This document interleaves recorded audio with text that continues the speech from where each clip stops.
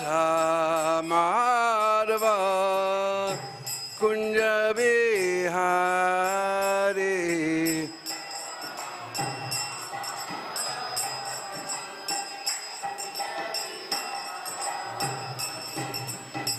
Gopi Jana Vallabha Girivardhari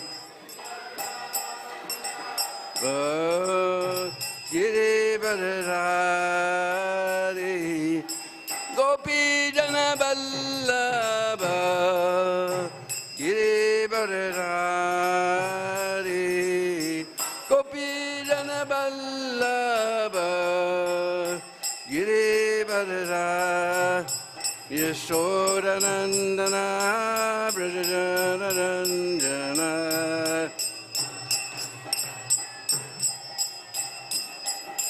Yashodanandana Brajajanarandana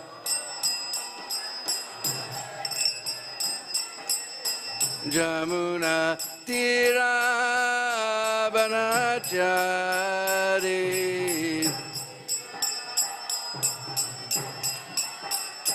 Jamuna Tira Banachari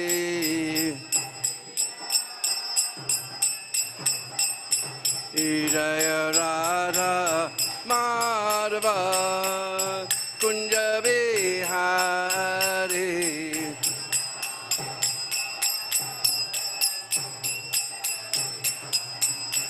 Jaya Radha Madhava Kunja Bihari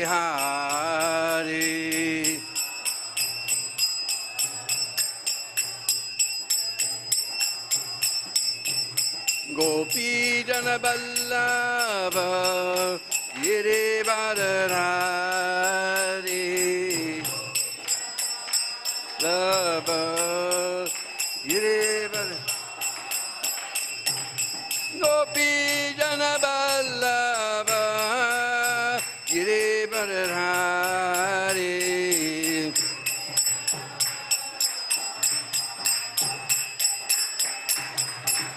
Yashodanandana Brajajanarandana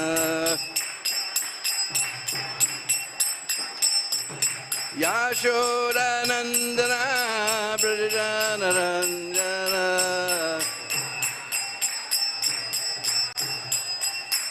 Jamuna Tira Banachari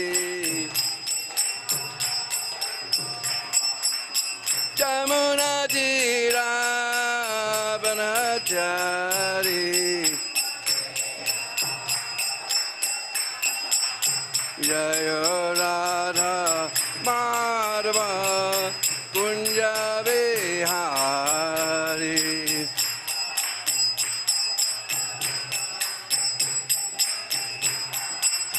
Jaya Radha Madhava Kunja Bihari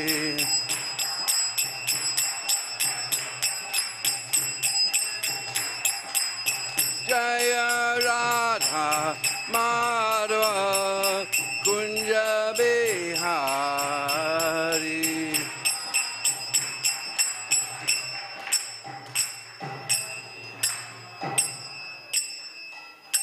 Sri Sri Radha Madhava Ki Jai Nityalila Vishnu Musapada's Divine Grace the Bhakti Vedanta Swami the Prabhupada Ki Ananda Guri Vaishnavani Ki Sad Goswami Prabhu Ki Namacharya Haridas Thakur Ki Prem Se Kaho Sri Krishna Chaitanya Prabhu Nityananda Sri Advaita Gadadhar Shiva Sri Gaur Bhaktarana Ki Sri Sri Radha Krishna Gopa Gopi Go Shama Kun Radha Kun Giri Govardhan Ki Brajabhumi Vrindavan Dham Ki Srila Prabhupada Lila Mrita Ki Jai Gau Premanandi. All glories to the Assembled Body. All glories to the Assembled Body. All glories to the Assembled Body. All glories to Sri Guru and Gauranga. All glories to you, Srila Prabhupada.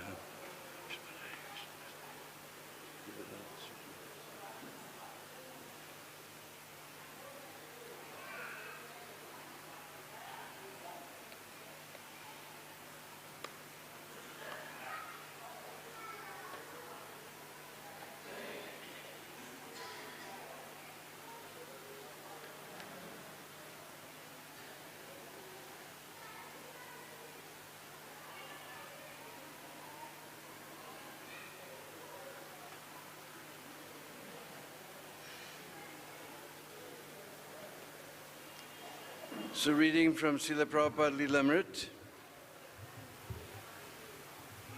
I'm not sure what chapter, but anyway, it's called New Delhi, Crying Alone in the Wilderness, beginning from page 223 at the bottom. He was calculating how to capture the restless popular imagination.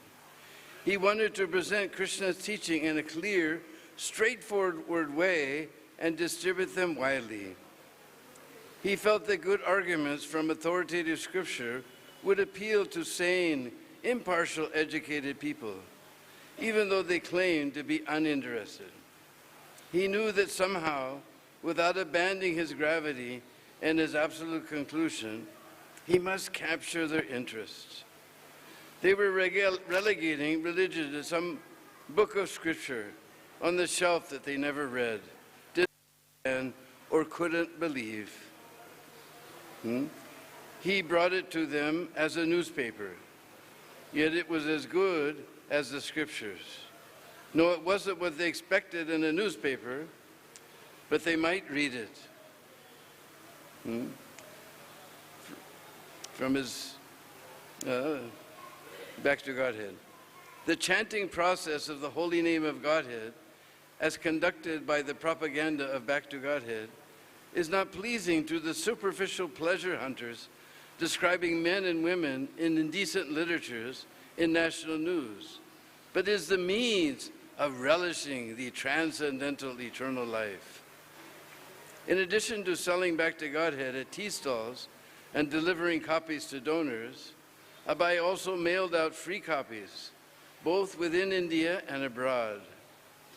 For years, the vast audience of English-speaking readers outside of India had concerned him, and he wanted to reach them. Having gathered addresses of libraries and university and cultural and government outlets outside of India, he mailed as many Back to Godhead as he could afford. He prepared a letter for his Western readers, suggesting that they should be even more receptive than his own countrymen from Back to Godhead. Although the messages contained in Back to Godhead are all gifts of the ancient sages of India who actually realize the absolute truth, yet at the present moment, the so-called leaders of India are too much enamored by the Western way of material advancement of knowledge. They are completely neglecting the treasure house of knowledge left by the sages. You gentlemen of the Western countries have seen much about material science, and yet peace is not within your control. In most cases, you may be feeling the want of peace, although you have enough materially. This basic defect of materialism remains undetected by the misleaders of India, and therefore they are not serious about going back to Godhead, the ultimate aim of life's journey. On the home front, Abai sent copies of his latest issues of Back to Godhead to the President of India, Dr. Rajendra Prasad, along with a letter of warning of the perilous fate that awaits a society conducted by asuras. Quote, "Please therefore save them from the great fall down," unquote. Abai's letter of November 12th was outspoken.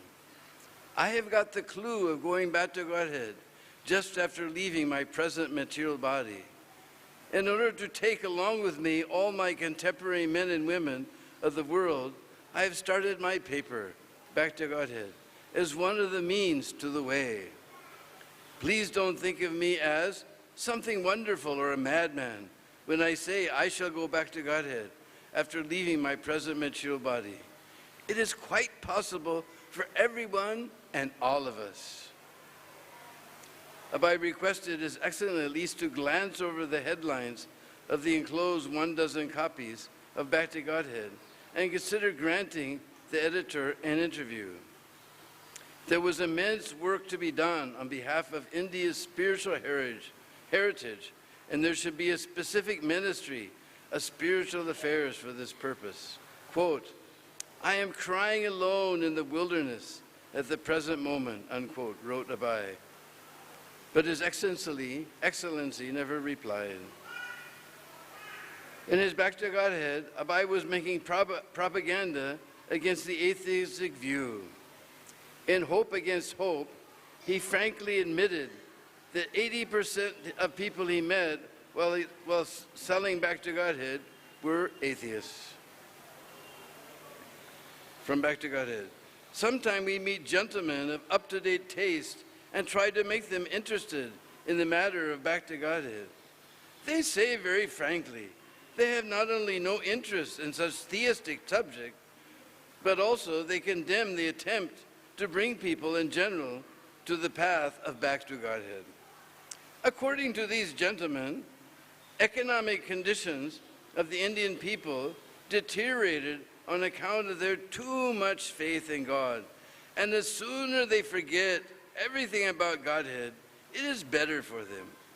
But we cannot agree with this atheistic conclusion of such up-to-date gentlemen, devoid of the sense of Godhead. Abai argued that although independent India was now educating her citizens in godless materialism, her economic conditions were not improving. Many Indians did not even have the bare necessities of life.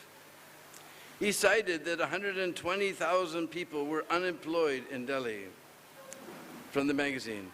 Some of the well-posted government servants or some of the fortunate businessmen may feel themselves happy, but 90% of their brother citizens do not know how to meet both ends together, and therefore the economic condition is not satisfactory. He quoted former United States President Harry S. Truman as saying that national independence means that the citizens should have a comfortable life. So if that were the case, said Abai, where was India's independence? His point was that after all the attempts at happiness and prosperity, that all attempts at happiness and prosperity are unlawful as long as they fail to recognize the proprietorship of the Supreme Lord. An atheistic civilization can never produce peace. In Progressive Ambition and Unsatiated Lust, Abai wrote, "There is no dearth of money, but there is dearth of peace in the world. The whole human energy having been diverted to this money-making business, it has certainly increased the cheap money, making the capacity of the total population, but the result is that such unrestricted and unlawful inflation of money has created a bad economy and has enabled us to manufacture huge costly weapons for destroying the result of such cheap money-making business. The authorities of big money-making countries, instead of enjoying peace, are now engaged in making important plans so as to how they can save themselves from the modern destructive weapons. And as a matter of fact, a huge sum of money is being thrown into the sea for making an experiment on such dreadful weapons. Such experiments are being carried out not only at a huge cost, but also at the cost of many poor lives, binding thereby such nations to the laws of karma. Those who unlawfully accumulated money would find it snatched away by taxes for wars and other agents of illusory nature in the shape of medical practitioners, lawyers, tax collectors, societies, constitution, so-called sadhus, famines, earthquake, and many such calamities. Again from the magazine. A miser who hesitated to purchase a copy of Back to Godhead by the dictation of illusory nature spent up rupees 20,000 for a week's ailment and died at the end. A similar thing happened when a man who refused to spend a paisa for the service of the Lord spoiled rupees 30,000 in litigation affairs between members of the home. That is the law of nature. A worker in a New Delhi post office, noticing the title of the magazines Abai was sending abroad, took the opportunity to argue his atheistic opinions with Abai. Srila Prabhupada speaking. The postmaster was an Arya Samaji, and he was talking to me about the paper Back to Godhead. He raised the question, if we do our duty nicely, then what is the use of worshiping God? If we become honest, if we become moral, if we do not do anything which is harmful to anyone, if we act in this way, then what is the need of this? Because our paper's name was Back to Godhead, he was indirectly protesting. What is the use of propagating the philosophy of Godhead if we act nicely? That is the Arya Samajist view, how to avoid God.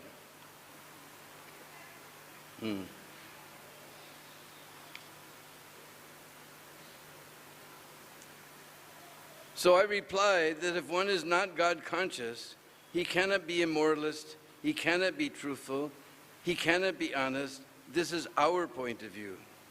You study the whole world just on these 3 points, morality, honesty, and dutifulness, but if he is not God conscious, he cannot continue such things. To revive all these good qualities in society, you first have to invoke God consciousness. A Delhi man, noticing Abai distributing Back to Godhead, remarked, "Where is Godhead? Can you show me God?" Abai replied to the challenge, but he also pondered a deeper reply as he moved throughout the city during the day. On returning to his room, he began an article. Where is Godhead? Is it possible to see him? From the article. In the secretariat buildings in Delhi, there is an inscription on the stone that liberty does not descend upon a people, but it has to be earned before it can be enjoyed. Actually, this is the fact. And we have seen it that much sacrifice had to be rendered by the people of India before they could gain Swaraj. But in the matter of Godhead, some irresponsible people ask, "Where is God? Can you show me God? Have you seen God?" These are some of the questions put forward by some irresponsible men who want to have everything very cheap. If for attaining a temporary false sense of liberty in this material world, so much labor and sacrifice had to be requisitioned, is it possible to see Godhead, the absolute truth, so cheaply? To see God means complete liberty from all conditions. But is Godhead an attending orderly so that he may present at my command? The atheist, however, demands like that, as if God is his paid servant. He thinks that Godhead is an imaginary thing otherwise. He would have appeared before us as soon as the demand to see him was made. One time while he was walking on a secluded street, pursuing his Back to Godhead duties, a stray cow, the kind commonly seen within the streets of Indian town or city, suddenly charged him, goring his side with her horn, and knocked him down. At first, he couldn't get up, and no one came to help him. As he lay there, he wondered why it had happened. Summer came, and the 110 heat, that's plus 40, made it almost intolerable to spend time out of doors. Hot, dust-laden winds blew in the city streets. Streetside hawkers closed their business during the day. In early May, during the 45-plus degree heat, a man collapsed in the street and died of heat stroke. But Abai ignored the heat and the ordinary limitations of the body. One day, while delivering Back to Godhead to various addresses in the city, Abai suddenly began reeling, half unconscious, overcome by the heat. At that very moment, an acquaintance of his, a man he had approached during the preaching, happened to be passing by in his car and he took Abai to a doctor. The doctor diagnosed him as a victim of heat stroke and ordered him to rest. On June 20th, Abai produced the 8th consecutive fortnightly edition of the year. Its front page article condemning both materialistic family life and false renunciation of family life. It had been almost 2 years exactly since he had left his home and taken to the Vanaprast order, and his comments on family life seemed autobiographical as well as scriptural. He quoted a statement by Prahlad Maharaj from Srimad Bhagavatam. Persons who are always disturbed in mind with cares and anxieties of household affairs may quit off the place which is a black hole temporary abode, family life, to kill oneself and take shelter unto the lotus feet of the personality of Godhead by entering into the forest. And he admitted, quote, the management of a family is more difficult than that of an empire, unquote. But trying to avoid family life by living in the jungle without the real spirit of renunciation was monkey renunciation. In the jungle, there were many monkeys who lived naked, ate fruits, and kept female companions. From his back to Godhead. The real remedy lies in the act of accepting the service of the lotus feet of the Lord. That makes one free from all cares and anxieties of life.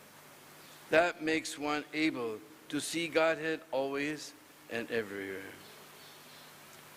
Real renounced life, therefore, was possible without going into the forest. Even if one remained in the dress of a householder, he could be freed from cares and anxieties by engaging himself in devotional service. On September 1st, U.S. President Eisenhower condemned the Soviet secret testing of a nuclear bomb equal to 1 million tons of TNT and scoffed at the Soviet claims for peace. In the Mideast, Egypt's Nasser nationalized the operation of the Suez Canal, causing an international crisis. On September 20th, 81 nations met at the UN to form a new international agency to help tame the atom for peaceful purposes. Abai saw some of the headlines and heard talk of the latest news from gentlemen he visited. He frankly told them that without Krishna consciousness, excuse me, the promises of cooperation by the politicians were all phantasmagoria. Bhaktisiddhanta Saraswati had said that if only one soul could be turned into a pure devotee, his mission would be a success. Yet sometimes Abai became overwhelmed when he thought of how small he was, how much work had to be done on behalf of Krishna, and how difficult it was to convince even one conditioned soul. Thus ends chapter 8, Crying Alone in the Wilderness. So this is truly astonishing to hear the great struggle that Prabhupada went through. We can't imagine. He was quite old, still he's going in the heat, trying to spread Back to Godhead magazine to help the people get free from this gross material existence and go back to home, back to Godhead. And people were just mocking him. We can't imagine, just like Devi Shakti said it the other day on the 48th anniversary of our temple, that disappointment gives rise to the greatest satisfaction. How much disappointment Prabhupada had to go through till he could stand there on the altar, fanning Sri Sri Krishna Balaram with that huge smile, like of we hear Prabhupada say the word full satisfaction. But when you see that smile on that picture on the front of our temple, you know what is full satisfaction. Prabhupada had struggled so hard. And now we see, I was totally astounded this morning. From the front of the temple room all the way to the back, for Mangalarti, the temple was packed. When Prabhupada made the temple, they told him, why did you make so far away? Who will go there? And now we see it's become the fashion that if you're in Vrindavan, then you have to see the Mangalarti of ISKCON. It's so amazing. There's nothing like it. And these are just, I have such a hard time to get up and come to Mangalarti. And these are just ordinary people, and they're coming from who knows where their guest houses, but they all get up early enough to get ready and come to the Mangalarti. And, they're not devotees, they're not, I mean, in one sense, they're all devotees. Prabhupada said everyone, that's what I was seeing. Prabhupada was right. Everybody's naturally, and everyone in India is naturally a devotee of Krishna, But like he's saying here, the government was just interested in economic development. You become a world power, And we see nothing is improved. So it's just amazing. I was just astonished. I was looking from the front to the back of the temple room, just packed with people, ordinary citizens who just, because they heard that nothing like the Mangalarti at ISKCON, The Prabhupada's made it a fashion. He was talking, if you heard the lecture that Prabhupada gave, and he was saying that, Jagai and Madai, they were drunkards, robbers, women hunters, everything rascal. He said just 500 years ago, it was considered completely rascal to be a drunkard. He said, and now it's a fashion.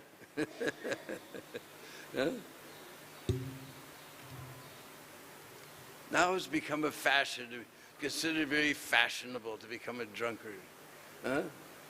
Even the cleaners at MBT are complaining that after the guests leave, they find all kinds of cigarette butts and whiskey bottles, Somehow they even smuggle them in to stay in the guest house or one of the apartments, Just so degraded. I read an article that in the whole of UP, the district of Mathura is #1 in alcohol consumption. But we see Prabhupada, he's made it a fashion to come to the Mangalarti at the ISKCON Mandir. Get up early in the morning and go to that Mangalarti, and your day will be wonderful.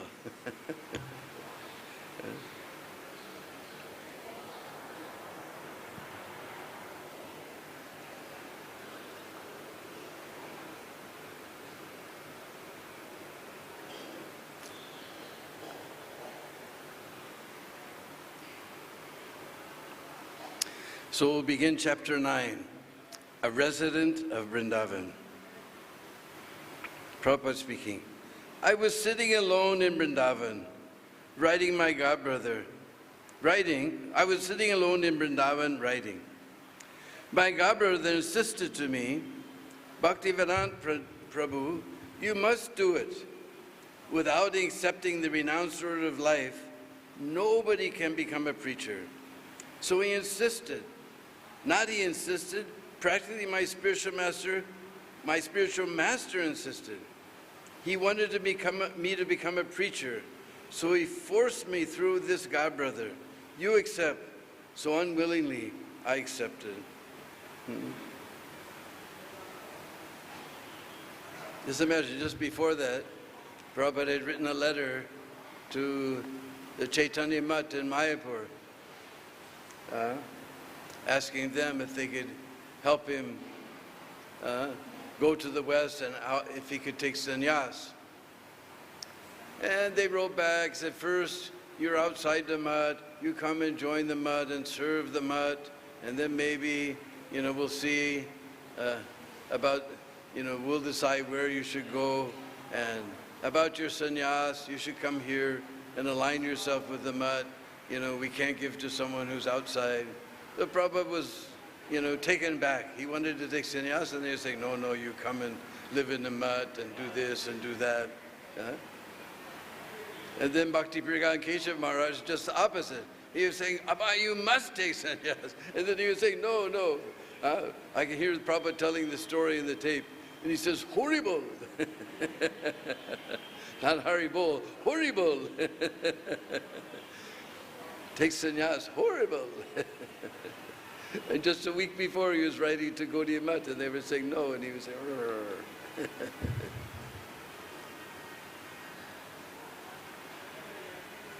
The passenger cars behind the locomotive moved forward almost silently, thumping at a low rhythm over the tracks. The train pulled out of the station, past freight yards, a neighborhood of rundown tenements, the old Delhi fort, the garbage dump at Nizamudin with its hundreds of crows and vultures flying overhead, and then past a marble-domed red sandstone mosque, seated in a third-class compartment, his luggage stored beneath his seat. Abai could see the factory workers walking near the tracks, carrying their lunches in metal tiffins, and then the factories, surrounded by huts of mud and straw. He passed the thatched roofs and tarpaulin tents, the cow dung fires that smoked in the morning air, the tall stacks of the Indraprastha electrical powerhouse spewed out a different smoke as sooty black clouds poured back from the locomotive. He saw red and violet wildflowers blooming from the bramble bushes at trackside, and beyond he saw the road to Mathura with its border of fruitless kikar trees. Yeah, I remember in the old days in India, we used to sit, and after a while you looked and your nice bright white kurta had all black specks. Because all the trains used to be coal. Then they, gradually they've now come to diesel, but those days it was all coal, and that black smoke would come back, and then you see your kurta was, and dhoti was all covered with black spots.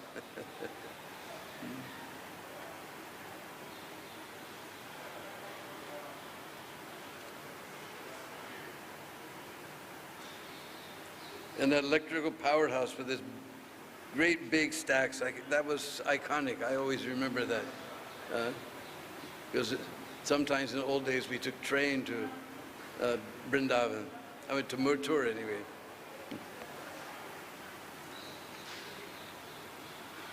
It was the morning train to Agra, and there were few passengers. Abai would be riding as far as Mathura, then traveling by Tanga to Vrindavan. Anybody remember those days? Those days there was no taxis. You got to Mathura, then you had to hire a Tanga. If you don't know what a Tanga, that's a horse cart. And it was so frustrating because you couldn't understand the language, and they would stop for chai. And you wanted so badly to get to Vrindavan. Why is he stopping? But he has to drink his chai and chat with all the other Tangawalas. I remember one time I got so frustrated, I just jumped out of the Tanga and grabbed another one and never paid him anything.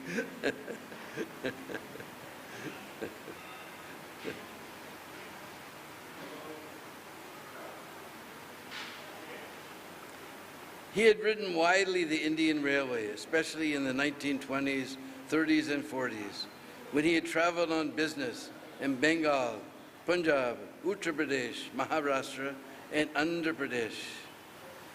He had been to Vrindavan several times. In his childhood reveries over the train schedules, it had been the first place he thought of visiting.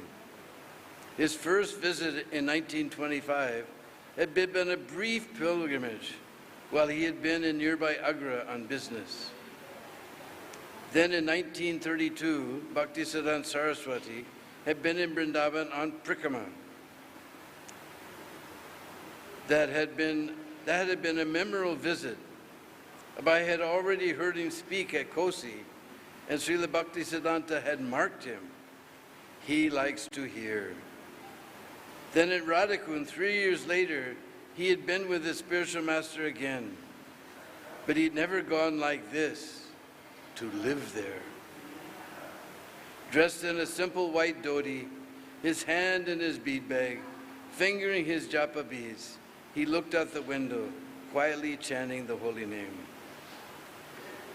The train passed through the dense thickets of Vrindavan and into the agricultural fields with their interspersed patches of wheat, dal, and sugarcane, beginning at trackside and stretching for half a mile to the dry, uncultivated land that continued as far as the eye could see.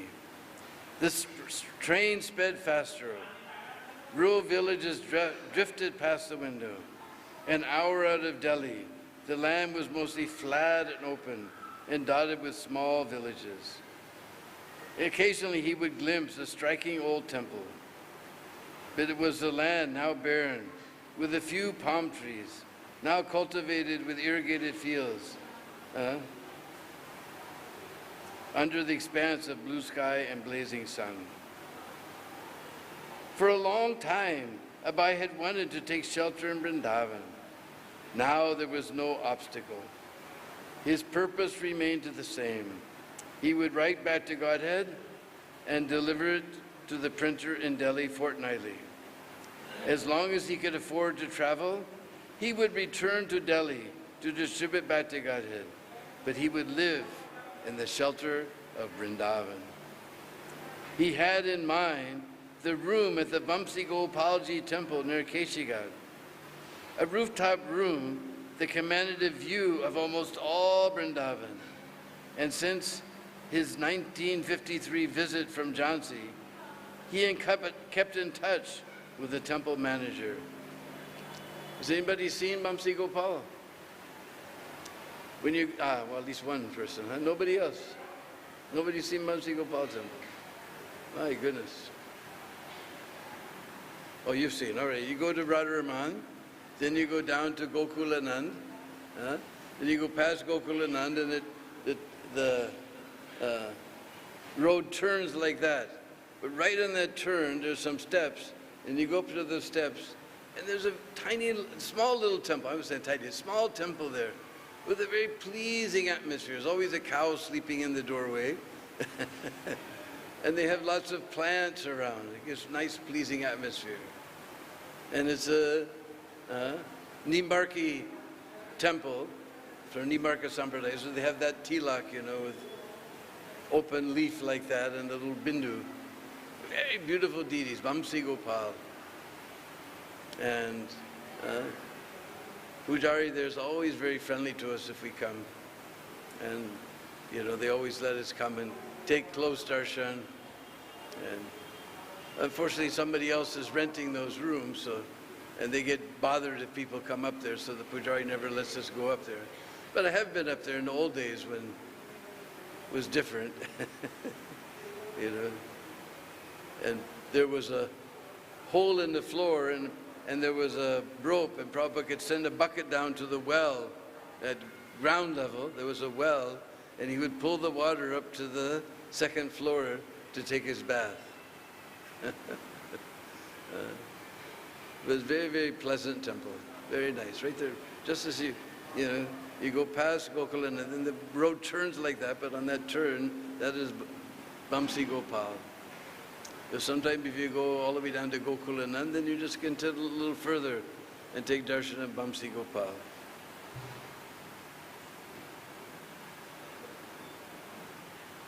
In moving to Vrindavan, Abai was following his predecessor spiritual masters. Srila Bhaktisiddhanta Saraswati and Bhaktivinoda Thakur had their house at Radhakund and had preached in Vrindavan.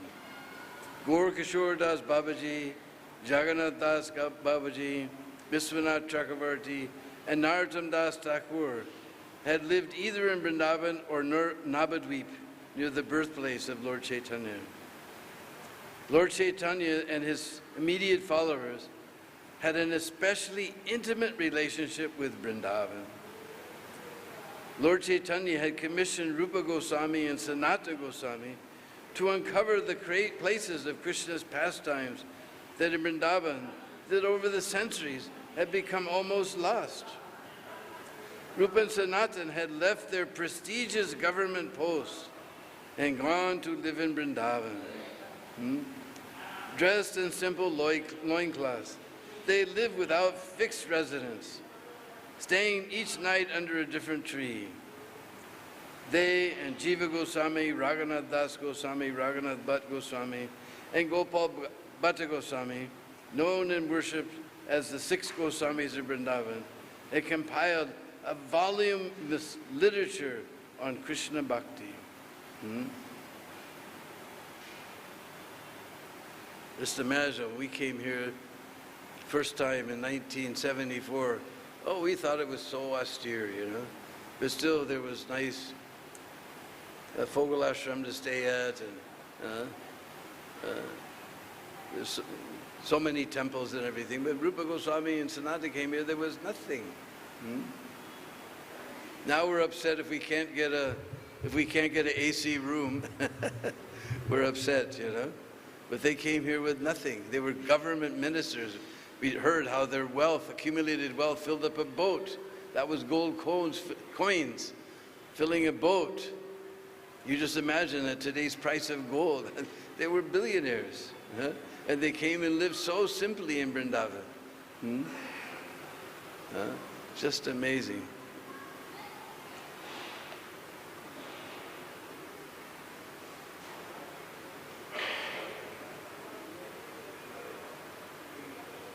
They had inspired wealthy Vaishnava patrons to erect Vrindavan's great temples, Govindaji, Madan Mohan, Radha Damodar, Radha Raman. At Radhakund, shortly after Lord Chaitanya's departure from the world, Raghunath Das Goswami had chanted 100,000 names of Krishna and discoursed for several hours on the pastimes of Lord Chaitanya. There also, Krishnadas Kaviraj had compiled the Chaitanya Charitamrita, describing the life and teachings of Lord Chaitanya. How many people have seen Raghunath Das's Bhajan Kutir in Radhakund? All right, that's better. And then right behind there, Krishnadas Kaviraj's Bhajan Kutir. I remember in the very, very old days, there was some old ancient Baba named Nitai staying there, and the place was filled with cobwebs and always dirty, and he was half dead. Then somehow or some nice, he left, and some nice Baba Narottam took it over, and then there was one Bengali fellow who somehow left Gaudiya Math and became a Babaji for a while in Radhakund. He managed to get some donations from people he wouldn't mention and fix up Raghunath Das's Bhajan Kutir very nicely. And then he wanted a picture of Krishnadas Kaviraj, but he had one in mind.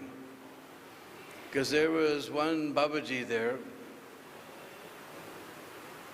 I can't remember his name right now, but he was also an artist, and he had painted a picture of Krishnadas Kaviraj sitting under a tree, writing Chaitanya Charitamrita, not on his iPad, but on his leaf pad. And, you know, monkey is looking, peacock is dancing, you know, and he's got his little water pot there, everything. So he wanted to get a copy of that.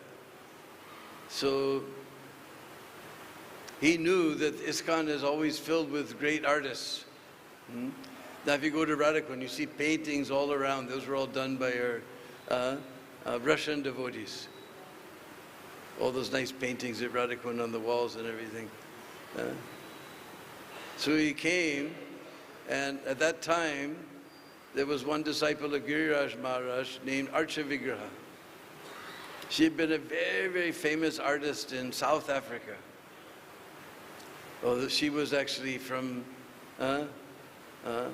Dutch descent. She wasn't, because South Africa, we always think of, you know, either black people or brown people, but there's some white people still there.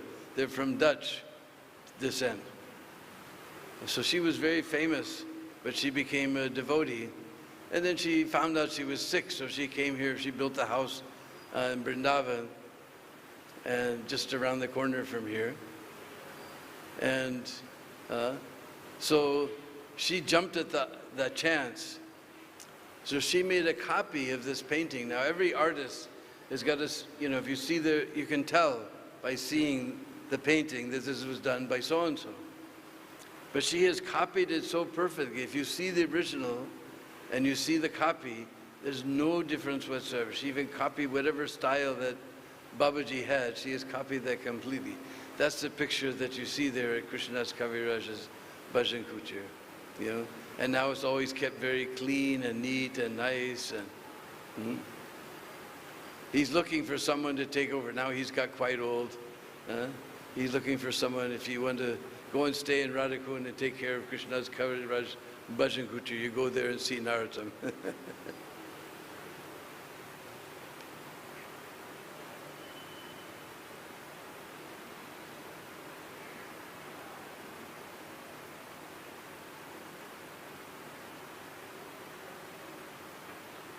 Even those Gaudiya Vaishnavas who did not live in Vrindavan, but kept Vrindavan always in their hearts and proclaimed its glories. This is very important. Because we see many people, because of their family or preaching activities, they cannot stay here in Vrindavan. But they come here, get their spiritual batteries recharged, and they go back to their Prabhudatta Desh to preach. But they always remember Vrindavan. And here in Vrindavan, there's so many hundreds of thousands of people living in Braj. Only maybe a couple of thousand actually realizing that I'm living in Braj. Everybody else just busy with eating, sleeping, mating, and defending. And meeting, yeah. So those who always remember Vrindavan, they actually live in Vrindavan. Kept Vrindavan always in their hearts and proclaimed its glories. The Chaitanya Charitamrita describes the great ecstasy Lord Chaitanya felt while traveling from Puri to Vrindavan. Quote, Sri Chaitanya Mahaprabhu's mind was absorbed in ecstatic love at Jagannath Puri. But when he passed along the way to Vrindavan, that love increased 100 times. The Lord's ecstatic love increased 1,000 times when he visited Mathura. But it increased hundreds of thousands of times when he wandered in the forests of Vrindavan.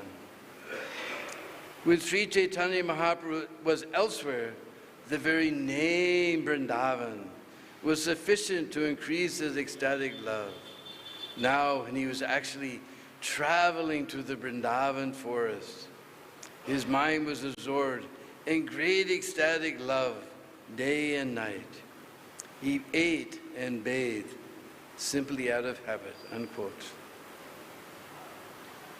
Vrindavan is the earthly manifestation of Lord Krishna's eternal spiritual abode, which the Lord himself describes in Bhagavad Gita.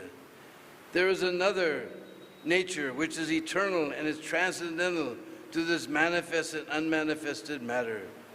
It is never annihilated. It is the supreme destination. When one goes there, he never comes back. That is my supreme abode.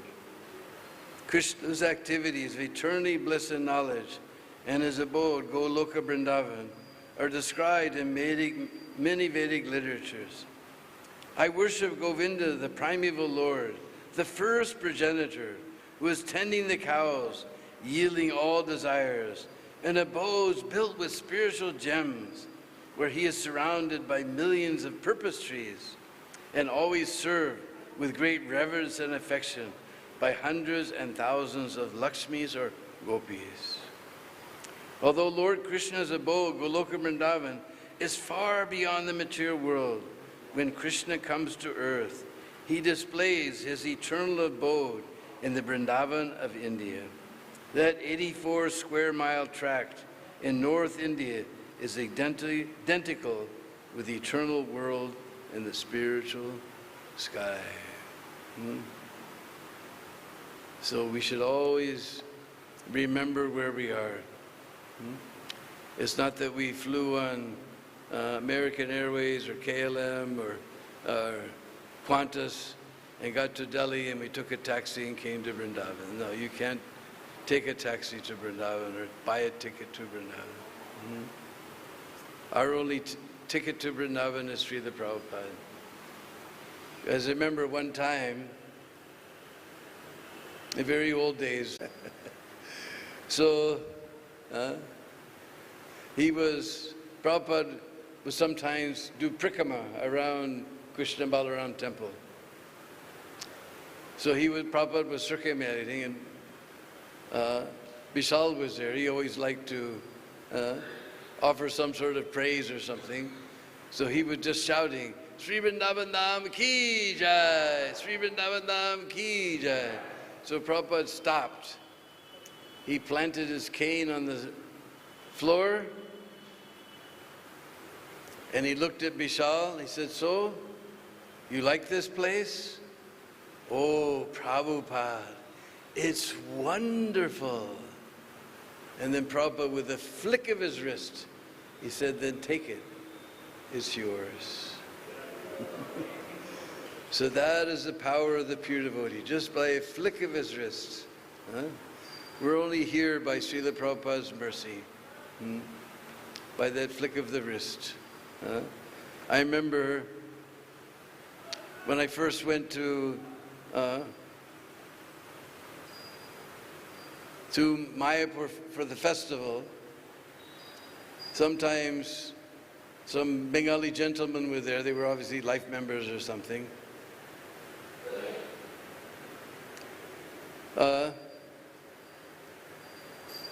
They would see us Westerners, and I remember, I guess it's a British way of asking the question. They would ask me all the time, and what is your qualification? In America, we say, what kind of college degree do you have? They say, what is your qualification? I said, I don't have any qualification. My only qualification is Srila Prabhupada. So that's our only qualification to be here in Vrindavan, is Srila Prabhupada. And he, with a flick of his wrist, he's given us Vrindavan. He's built this most beautiful temple in the entire ISKCON, if not the whole world, the Sri Sri Krishna Balaram Mandir. So, Sri Vrindavan Dham Ki, Srila Prabhupada Ki, Hare Krishna.